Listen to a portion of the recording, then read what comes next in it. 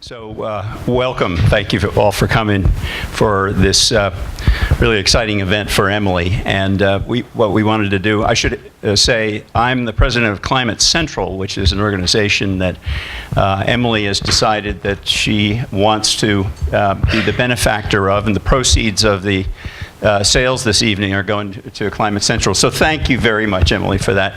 And I'd like to encourage you all to think about the holiday lists that you have for all those books that you're going to buy. So anyway, there you go. Right. Memorial Day is a good holiday. 4th of July is a good holiday. I just mentioned that Climate Central has a mission of explaining climate, the science and the impacts of climate to the public and to decision makers.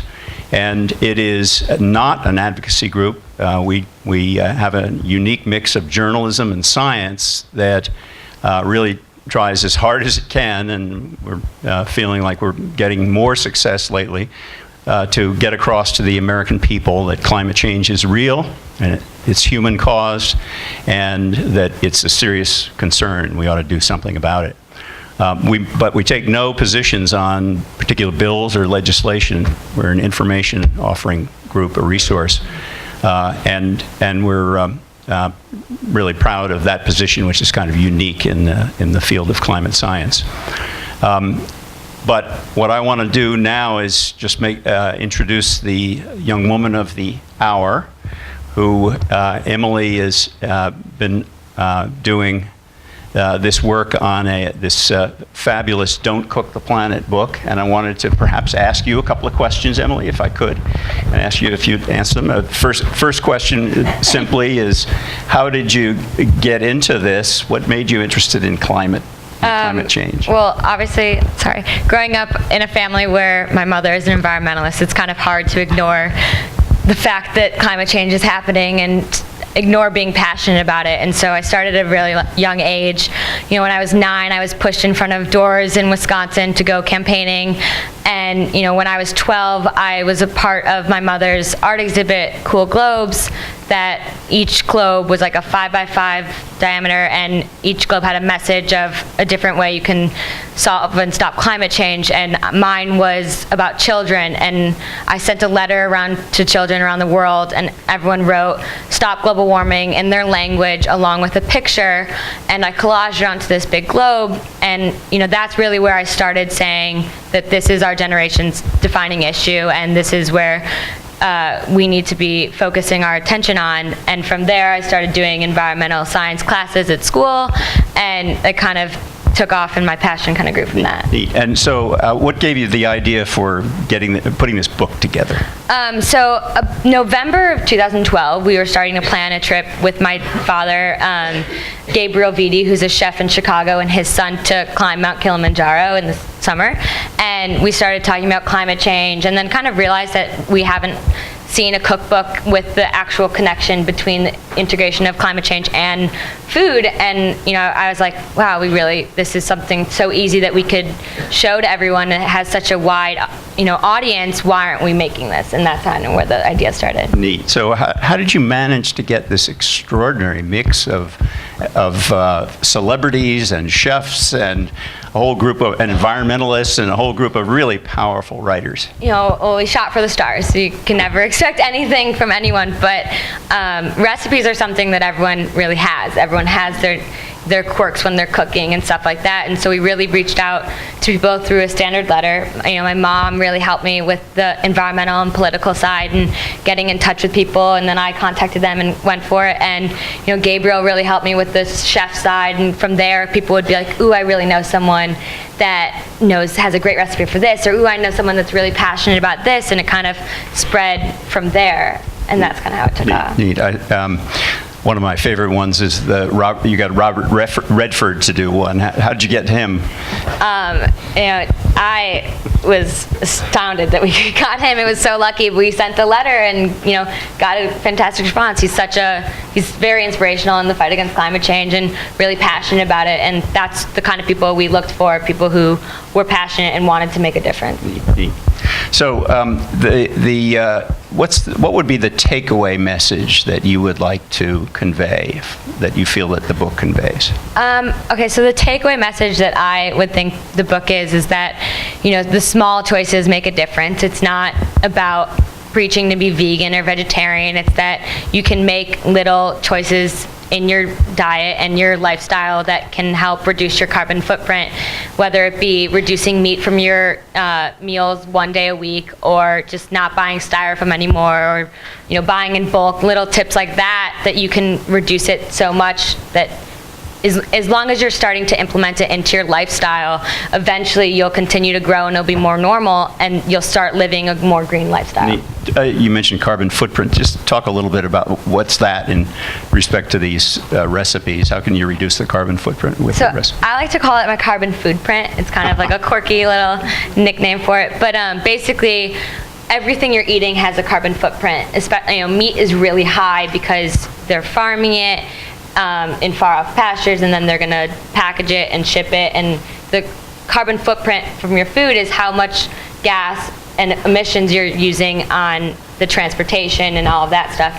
And so by avoiding meats and dairies and stuff like that, you're eliminating simple things that have really high carbon footprints. If you're going towards more greens, they tend to be more local, and so that is easy ways to lower it. So what was your favorite recipe in the book? Not to be biased, but my favorite recipe was by far my mom's cookies. I think it's the last one in the book, isn't it? It is the last. Yeah, I don't want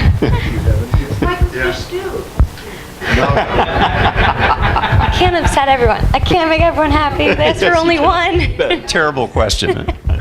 But we grew up, I would eat them twice a week, make batches for all of our friends. You can see in the book there's a picture of my friends eating them. The title is like, My Friends Can't Live Without These. We love the cookies, so she sends them to me at school. It's like, I can't live without them.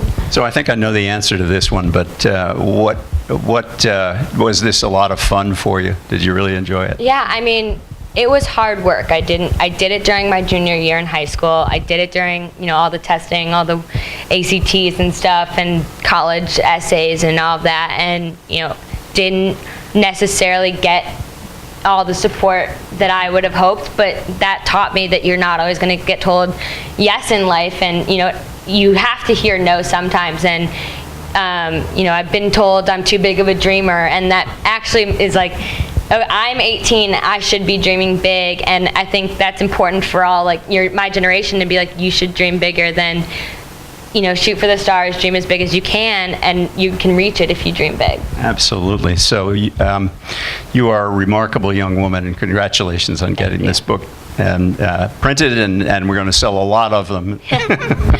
Super. Thank you. So let's give a round to Emma. Thank you. So if I could quickly turn to Michael, Mike, my friend.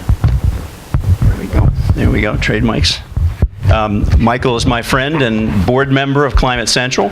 And in fact, you know what? I'm going to pull a piece of paper out because I wanted to share just a few of the things that Michael has done in his life, which, sorry, Michael, I'm going to embarrass you here, to kind of give a picture. First of all, he's the Milbank Professor of Geosciences and International Affairs at the Woodrow Wilson School in Princeton.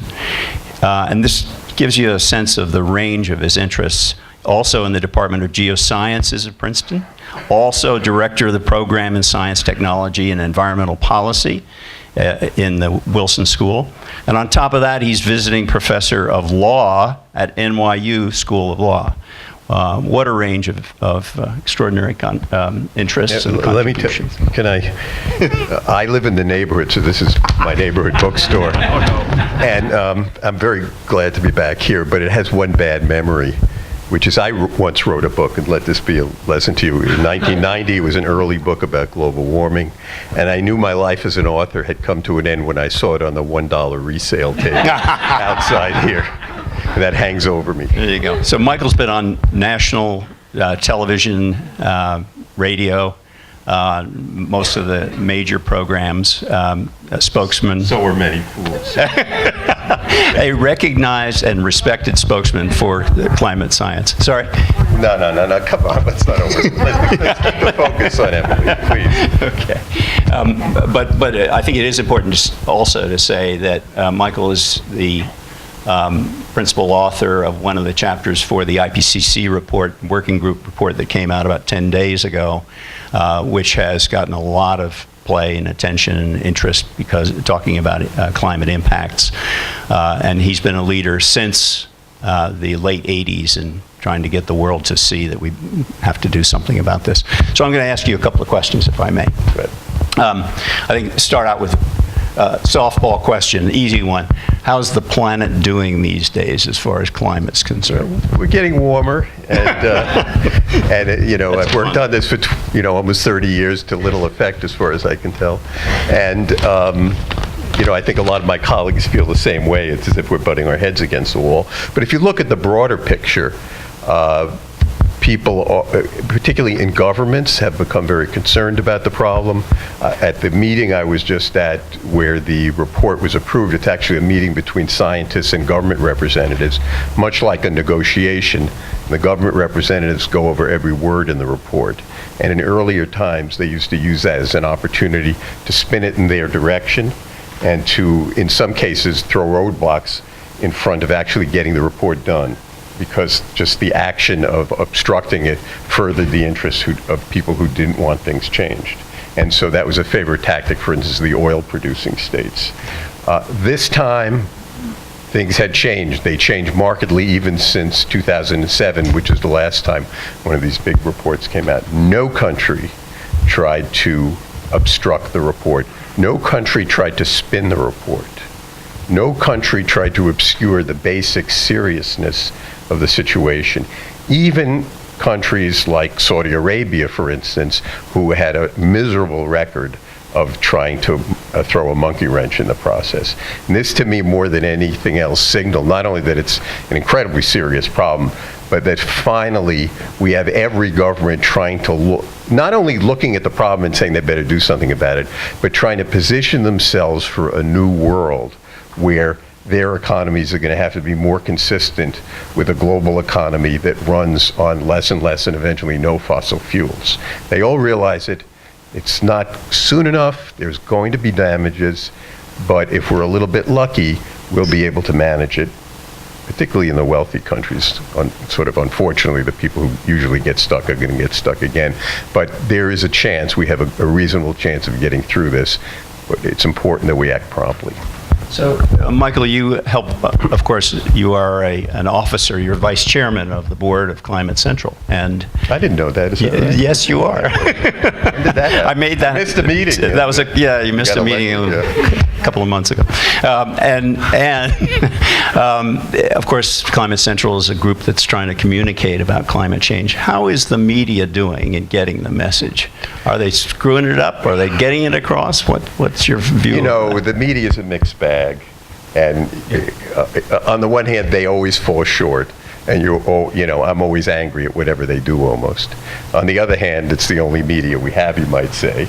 And it's very diverse these days. Yeah. For instance, in the New York Times this morning, I don't know if any of you saw it, there was an op-ed complaining that there's too much talk about disaster with climate change. We have to spin a more positive story. It was kind of a knuckle-headed, sourpuss approach because unless you talk about the negatives, there's no space to talk about the positives.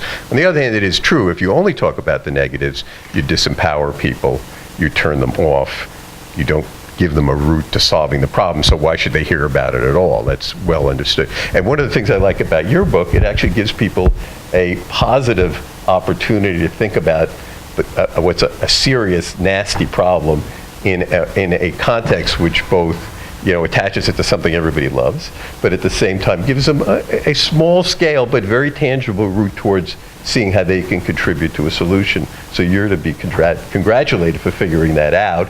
And if everybody could figure out that, then we could have, a more balanced approach. We could move smoothly and continuously from talking about how bad the situation could be if we stay on the current path to the multiple ways that we actually can more or less get our necks out of the noose. I want to come back to that, but it actually relates to this very evening. At the same time, there is a premiere of a program called The Years of Living Dangerously, and you were on air on one of the episodes, which we had a chance to preview, talking about what one could do. The question was what one should do about climate, and you were very eloquent in that. It's going to be, for those of you who don't know about it, it's going to be on air on Showtime, but also available on YouTube after the broadcasts, which are cable broadcasts for pay. So, fabulous program. Tell us a little bit about that thing that event that you had. So, well, and your experience with Showtime too. The producers of years. Showtime, I was interviewed for Showtime, as were several people associated with Princeton and Climate Central. And the producers called me one day and said they want to set up a town meeting in Union Beach, New Jersey, to let people come and give their opinion about their experiences with Hurricane Sandy. Now, Union Beach, New Jersey is, first of all, a Tea Party town. Second of all, it's right on the water, and it got clobbered. A lot of houses were destroyed, and a lot of people were still out of their houses.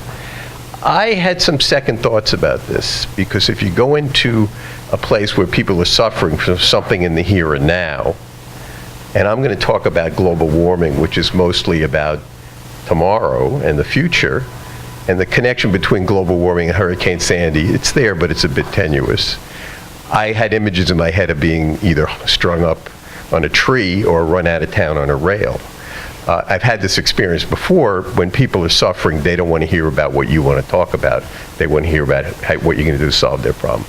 But I went down there, and it was very well set up. The mayor was there, and it was set up like like you'd expect a town meeting. There was a panel, a chair, a table, several experts around the table, including myself.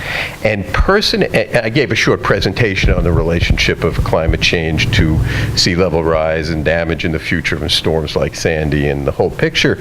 And person after person, with I think one exception, stood up, and after just berating Governor Christie, and this was before the current scandal involving the governor, by the way, it was just about as he was whoever was closing the lanes on the bridge in Fort Lee. And then, person after person, furious at Christie, furious at FEMA, and wanting somebody to come do something for them because the whole process has been screwed up. And nobody had helped them much. And they were out of their houses. Some of them were never going to be back in their houses. But yet, they almost to a person said, "This is incredible stuff you're telling us. We really need this information to get around." And they were just incredibly, effusively grateful that we would come down and talk to them about it. Partly because some of them were saying, well, now I have another reason to not want to build my house back where it was, frankly. And that was, it was a great relief to me to not be run out of town. But it also went against the delivered wisdom, which is basically that people are very short-sighted, and particularly when they're suffering in the short term, they can't think about the long term. And it emphasizes another thing, which is when bad stuff happens, if the bad stuff can be connected in some reasonable, plausible, scientifically justifiable way to global warming, that's a perfectly appropriate way to try to move the issue forward. And what I told them that day, which I hope that all of you in the room will keep in mind, I suppose that all of you probably live in New York or New Jersey, is that both states have governors that are running for president. Both states have a mixed record on dealing with the aftermath of Hurricane Sandy. Both states have a moderately good record on dealing with their emissions of global warming, but could do better. And I simply told them, if you want to really, they were all hopeless and helpless. What we do, we can't do anything, we're powerless. Well, they can do something. These two people are vulnerable now, or they are vulnerable and influenceable because they think they have a big political future. And we all ought to use that on this issue and frankly every other issue that means a lot to us. And the audience there clapped for that response. It was very, they got it. So I want to come back to Emily and just suggest, ask. So what is it that we should be doing as individuals, as organizations, as publishers to deal with this problem? You've said you're an activist. What do you want to do to going forward in terms of dealing with this and encouraging everyone else? I mean, I think it needs to be something that is universally taught throughout schools. This is a problem. We need to be fixing this. You need to be teaching kids from kindergarten on solutions. All schools should be going as green as possible, totally implementing any sustainable things that they can. It's all about, influencing the children, because we're going to be the ones that have to make a difference. And so if we grow up with this, knowing it's bad, this is what we need to do, then it's easier to make the change. When a few weeks ago, we were in Berkeley, California, and had the book launch with Alice Waters at Chez Panisse, and she started her Alice Waters Edible Schoolyard in Berkeley, which is teaching kids. It's part of the kids' curriculum to be working in a garden and working in a kitchen. They will do math and measuring the beds and of the tomatoes, and then they go and they measure cups and baking stuff in the kitchen. And so every subject is correlated with this garden, with this kitchen, with healthy eating, with knowing all this stuff. And if we can get this in every school in the country, then every kid is going to know sustainable eating and sustainable cooking, and you build a lifestyle towards that sustainability. Well, that's a fabulous vision. Thank you for sharing it with us. And congratulations again on the publication of your book. Thank you all for coming today. Are we continuing with the... So, thank you. Do we want questions? I actually want to make an observation. I'm Sharon Kahn. I'm with the Butterkeeper Alliance, and we're very grateful for all the support that we get from you all. I just want to make an observation that you have been working on climate change issues for so many years, and I really see this generation that Emily, and her peers have for us as the end of the fight for climate change. And I really hope that your mentorship continues way beyond this evening for Emily and her peers to really make a difference and to find a solution. Great. Thank you. Thanks. She's the future. Inspiration to the next generation. I'd like to just say that anybody that we went to, spending time with her number one cheerleader, her mom, but anybody we went with, the contagion was contagious, for lack of a better word. So you're not only preaching, you're doing what you're preaching, and I think it's spreading the right story. Good job.